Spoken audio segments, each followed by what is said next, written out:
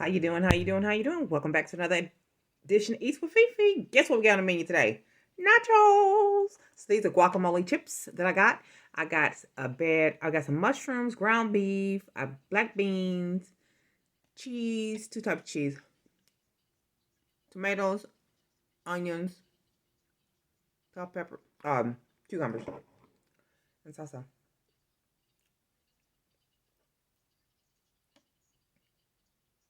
Yeah. If you're in the uh, if you're in the market for buying a house, I got something I need to share with y'all. Listen to this, y'all. Just listen. If you've been in the market to buy a house and you've been wondering how is it that there are bidding wars where the final price ends up being hundreds of thousands of dollars more than what the asking price is, this is what's driving it. Don't let anyone tell you that it's because of a lack of inventory or because there's zoning problems. Oh, these strict zoning laws. We need to repeal the zoning laws so we can build more houses. That's not what's happening. Houses are being built and they're being sold not to just U.S. investors, big investors. I'm not talking about individuals. They're also being snatched up by foreign investors as well who are looking for a place to shelter their money, guys. Stock market looks like a bit of a bubble. Where are we going to keep our money? How are we going to have some passive income? And their way of doing it is buying up these homes and renting them out. So I want to give you some of the details that were shared in a Wall Street Journal piece. They write that in suburban neighborhoods near cities such as Atlanta, Las Vegas, and Phoenix, blocks of families are sending monthly rent checks to ventures backed by Canadian pension funds, European insurers, and Asian or Middle Eastern government-run funds. But why? Why is that allowed? Why is that allowed? Let me give you more. Foreign investors account for nearly a third of institutional investment in single-family rental homes. A third, guys. And I do want to call out some specific, investors from different countries, including German insurer Allianz SE. Last month said that it is investing to buy more than $4 billion of U.S. rental homes. Singapore's sovereign wealth fund, GIC, is backing plans by Quinn Residences to buy single-family rental homes across the southeastern United States. And let me be clear about something. I mean, they're being referred to as rental homes. That just means that they're buying homes that they intend to rent. Okay, it's not like they're buying apartment buildings where the people in there are already renting. We're talking about them buying existing homes on the market with the intention of, not selling them, renting them out, which of course limits the inventory. And then Canada's Public Sector Pension Investment Board, meanwhile, said in January it agreed to a $700 million rental home venture in partnership with Pretium Partners LLC. The venture has bought around 2,000 homes. And again, I just want to make sure that you guys understand this because I need you to be the debunkers. Every time you hear this talking point, I need you to be the debunkers. There isn't an issue with the lack of development, okay?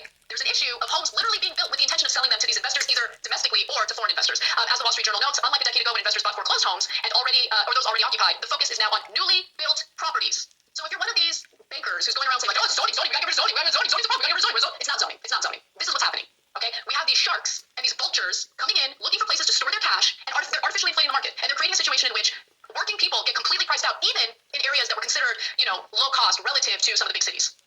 I obviously feel very passionately about this issue. Ross, please jump in. Yeah, so do I. It's kind of crazy. As a New Yorker, I'm very acutely aware of this problem and phenomenon because, back in the days when you felt like you really made it in life, you were able to get an apartment in Manhattan.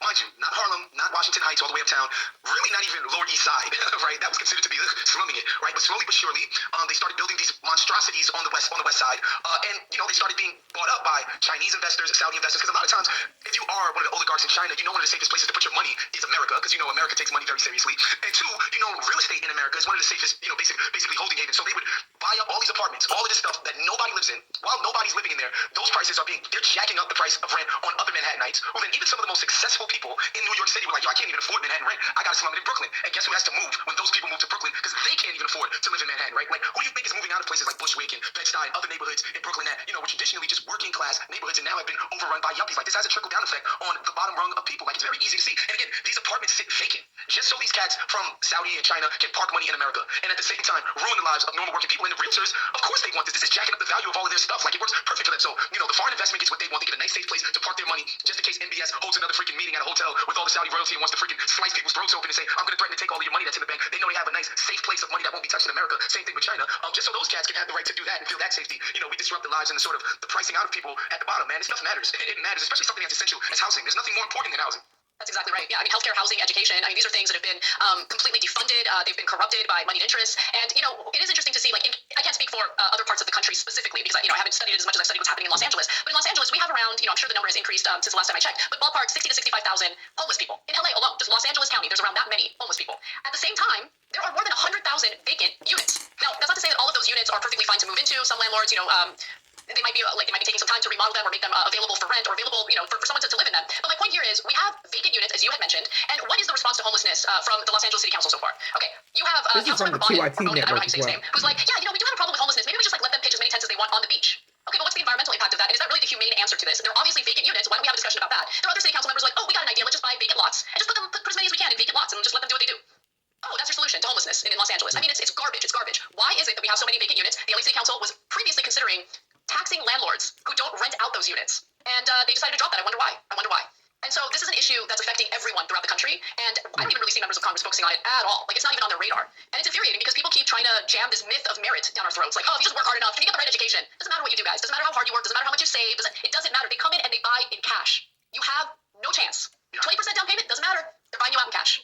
How big is the cash? And we're talking about people with great jobs. Like, the idea that you could ever buy property in a city like San Francisco or even neighboring Oakland is beginning to be just completely unrealistic because of the housing situation over there. But even, obviously, Oakland and San Francisco is a unique sort of issue. But I just want to remind people that, back when America was great, or when these people would like us to think so, you graduated high school, you got a factory job, you could probably buy a house within 2 years of that. That's what the case used to be in this country. And now I'm talking about households making $200,000 in order to buy property in some of these cities because of the artificial jacking up of some of the prices by foreign investment. Again, if people have no intention of living there, no intention of doing anything with this stuff, but to just, find some way to store some cash where they know the value is going to grow at least a little bit on their money and they'll get some type of return on it. It's disgusting. It's awful. Thanks for watching the Young Turks. I really appreciate it. Another way to show support is through YouTube memberships.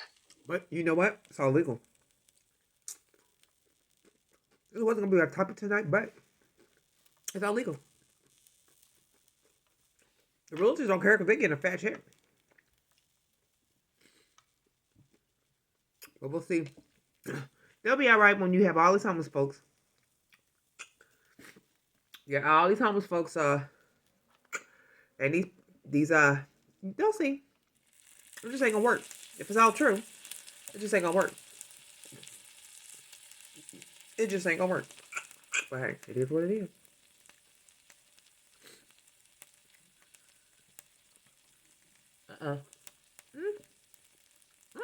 It slapped me all in the face. But we don't get it. But yeah.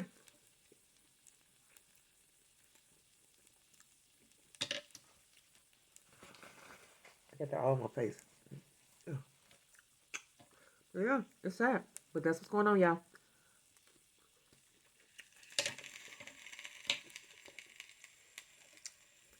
That's what's going on. I have to add Donna's journey. Because I know she was in the process of trying to buy a house.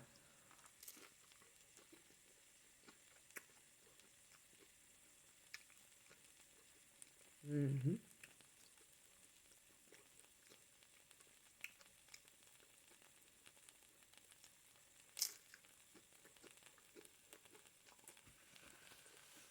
It's crazy.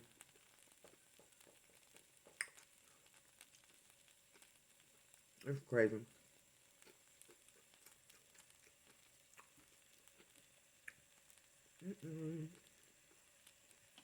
But anyway, y'all, that wasn't gonna be the topic. That's what I'm gonna tell you. That wasn't gonna be the topic, but it popped up right as I was getting ready to do the video, and I figured I need to share the information with you. So, if you got a piece of property, you might want to hold on to it. But you guys, don't forget to be blessed, stay blessed, and be a blessing to somebody else. And remember, y'all, wear your mask, wash your hands, and wash your ass. Till next time, y'all. Peace. Much love to you. Bye-bye.